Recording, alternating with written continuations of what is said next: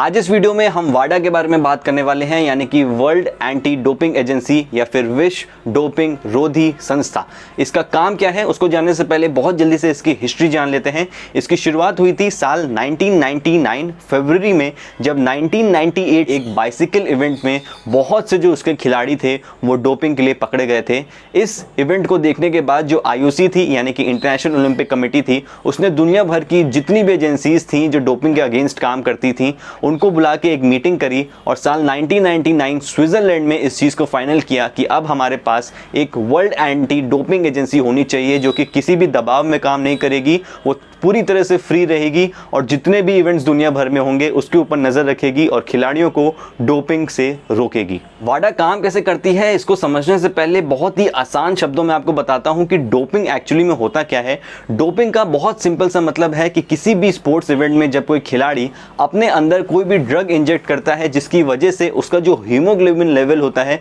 वो काफ़ी अच्छा होता है, काफ़ी तेज़ हो जाता है, जिसकी वजह से उसकी जितनी भी बॉडी की मसल्स होती हैं उसमें ऑक्सीजन एक बहुत अच्छी मात्रा में और बहुत अच्छी स्पीड में पहुंचने लगता है, जिसकी वजह से उसका कुछ टाइम के लिए स्टैमिना और जो पावर होती है वो इंक्रीज हो जाती है। और ये जो कुछ टाइम है ये वही टाइम होता है जब वो अपने पर्टिकुलर इवेंट में परफॉर्म करने के लिए जा रहा होता है। तो वाडा का यहाँ पे जो काम है वो एक पूरी तरह से फ्रीडम है उसके पास कि वो इन खिलाड़ियों को रोक सकती है, इन खिलाड़ियों को पकड़ सकती है, इनका टेस्ट कर सकती है और उसके बाद इनके ऊपर बैन लगा सकती है। और अगर इनकी कंट्री किसी भी तरीके से पाई गई कि इनको सपोर्ट कर रही थी या फिर उन्होंने अलाउ कर दिया ऐसे प्लेयर्स को खेलने के लिए ये जानने के बाद कि ये डोपिंग के शिकार हो सकते हैं, उसके बाद भी अगर ऐसा हुआ तो फिर वाडा जो है वो उस कंट्री को भी बैन कर सकती है इंटरनेशनल कॉम्पिटिशंस में पार्टिसिपेट करने के लिए। तो चलिए जल्दी से ये भी समझ लेते हैं कि वाडा अपना टेस्ट कैसे करती है, किस बेसिस पे करती है और किन के साथ करती है। तो बहुत सिंपल सा इसका आंसर है, कोई भी खिलाड़ी अगर विश्व लेवल पे बहुत अच्छा परफॉर्म कर रहा है, बहुत एक्सेप्शनल परफॉर्म कर रहा है, तो वाडा उसको अप्रोच करती है उसी टाइम और उनका टेस्ट लेने के लिए उनसे बोलती है। या फिर अगर कोई ऐसी घटना नहीं होती है किसी भी इवेंट में कि कोई खिलाड़ी बहुत एक्सेप्शनल परफॉर्म कर रहा हो, तो फिर वाडा किसी भी एक प्लेयर का चयन कर लेती है अच्छे खिलाड़ियों के बीच में से और उसका टेस्ट लेती है, जिसकी वजह से एक टेस्ट का प्रोसेस भी चलता रहता है और साथ में जो खिलाड़ी होते हैं उनके अंदर थोड़ा सा डर भी बैठा होता है कि वाडा अभी भी एक्टिव है और अपना काम अच्छे से कर रही है। तो जान लेते हैं खिलाड़ियों के साथ ये जो टेस्ट होता है वो कहाँ पे लिया जाता है और कैसे लिया जाता है, पूरा प्रोसेस होता है। जल्दी से मैं आपको समझा देता हूँ शॉर्ट में। तो ये जो टेस्ट होते हैं ये किसी भी इंटरनेशनल कॉम्पिटिशन के अंदर भी लिए जा सकते हैं, इंटरनेशनल कॉम्पिटिशन के बाहर भी लिए जा सकते हैं, किसी प्लेयर के ट्रेनिंग वेन्यू पे भी लिए जा सकते हैं, यहाँ तक कि किसी भी प्लेयर के घर में भी जाके इन टेस्ट को लिया जा सकता है। कोई भी नोटिस यहाँ पे खिलाड़ियों को नहीं दी जाती है कि आपका ऐसा कोई भी टेस्ट होने वाला है। तो जो सबसे पहला प्रोसीजर होता है, किसी भी एक प्लेयर को चूज करने के बाद उस प्लेयर की आइडेंटिफिकेशन होती है, उसकी डॉक्यूमेंटेशन होती है, उससे लिखवाया जाता है कि अगर आपने बीते 1 या 2 हफ्तों में किसी भी तरह की दवा या फिर मेडिकेशन की है तो वो आप वाडा को पहले से ही इन्फॉर्म कर दीजिए, ताकि जब आपका टेस्ट हो तो अगर कोई दवा उसमें से निकल के आती है तो वाडा को इसकी इन्फॉर्मेशन हो कि हाँ आपने ऐसी कोई दवा अपनी तरफ से ली थी। उसके बाद जो प्लेयर होता है उसकी सिक्योरिटी को ध्यान रखते हुए प्लेयर को ही एक सैंपल किट चूज करने को ऑप्शन दिया जाता है, जहाँ पे प्लेयर इस चीज़ को इंश्योर कर ले कि जो सैंपल वो चूज कर रहा है या फिर जो किट वो यूज़ करने वाला है अपने सैंपल को देने के लिए, उसमें किसी भी तरह की टेम्पर उसको नहीं किया गया है, ताकि प्लेयर के साथ किसी भी तरह की चीटिंग ना हो सके। उसके बाद जिस भी एजेंट के सामने आप अपना सैंपल दे रहे होगे, सैंपल के लिए आपको 90 ml की अपनी यूरिन देनी होती है एज एन सैंपल। सैंपल के लिए जब आप एजेंट के सामने वो दे रहे होते हो तो किसी भी तरह की चीटिंग आप उस एजेंट के साथ या वाडा के साथ नहीं कर रहे हो, इसलिए आपको वहाँ पर अपने कपड़े उतारने होते हैं और उस एजेंट के सामने ही अपना टेस्ट देना होता है। जाहिर सी बात है जिस जेंडर का एथलीट होता है उसी जेंडर का एजेंट आपके सामने खड़ा होगा, ताकि चीज़ें अनकंफर्टेबल वहाँ पे ना हो। सैंपल ले लेने के बाद 90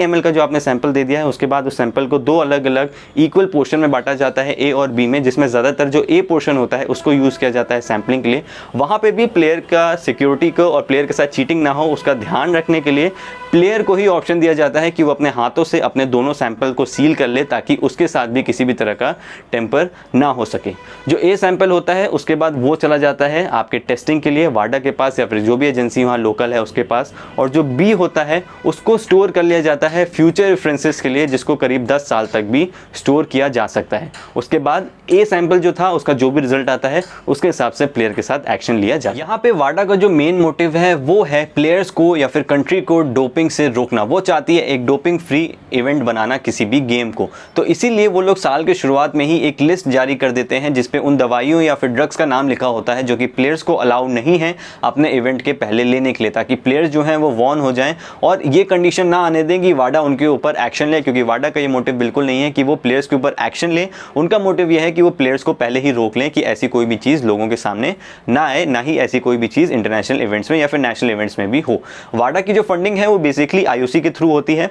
वाडा जो है वो आईओसी इंटरनेशनल ओलंपिक कमेटी का ही एक पार्ट है। उसके अलावा जितनी भी कंट्रीज़ इंटरनेशनल इवेंट्स में पार्टिसिपेट करती हैं, फिर वो इंडिया हो, बांग्लादेश, नेपाल, चाइना, यूएसए, पाकिस्तान, कोई भी कंट्री हो, वो भी अपनी तरह से वाडा को फंडिंग देती है ताकि वाडा अपने काम को अच्छे से आगे भी करते रहे। जैसे वाडा है WADA, वैसे ही नाडा भी है NADA यानी कि national anti doping agency. India में इसका जो हेडक्वार्टर्स है वो न्यू दिल्ली में है और नवीन अग्रवाल इसके CEO हैं। 2005 में इसकी फाउंडेशन हुई थी। वाडा के हिसाब से जो सबसे ज़्यादा डोपिंग के केसेस, पॉजिटिव केसेस मिलते हैं वो इंडिया से मिलते हैं, इसलिए नाडा जो है हमारी इंडिया की जो एंटी डोपिंग एजेंसी है उसको बहुत ज़्यादा एक्टिव रहना होता है इंडियन प्लेयर्स के साथ। हालांकि नवीन अग्रवाल का ये कहना है कि जितने भी प्लेयर्स होते हैं ये नेशनल लेवल पे ही मिल जाते हैं और हम उनको खुद ही हैंडल कर लेते हैं। हाल ही में नाडा और नवीन अग्रवाल की तरफ से एक स्टेटमेंट भी सामने आया कि अब से इंडिया के जितने भी प्लेयर्स डोपिंग के लिए पॉजिटिव मिलेंगे उनकी जो मैक्सिमम सज़ा होगी यानी कि जो मैक्सिमम सस्पेंशन होगा वो 2 साल का होगा। हालांकि कुछ टाइम पहले ये जो 2 साल की सज़ा थी ये मिनिमम हुआ करती थी, यानी कि कम से कम 2 साल की सज़ा उन खिलाड़ियों को दी जाती थी जो भी डोपिंग के लिए पकड़े जाते थे, और वो 2 साल से ज़्यादा भी हो सकती थी depending upon the act of crime. तो उसी हिसाब से अब ये रूल रख दिया गया है कि जो प्लेयर्स हैं उनकी मैक्सिमम सज़ा 2 साल होगी और फिर उससे कम भी हो सकती। उम्मीद करूंगा आपको इस वीडियो से काफ़ी ज़्यादा इन्फॉर्मेशन मिली हो। अगर आपको वीडियो अच्छा लगा तो शेयर ज़रूर कीजिएगा। Thank you so much for watching this video and stay safe.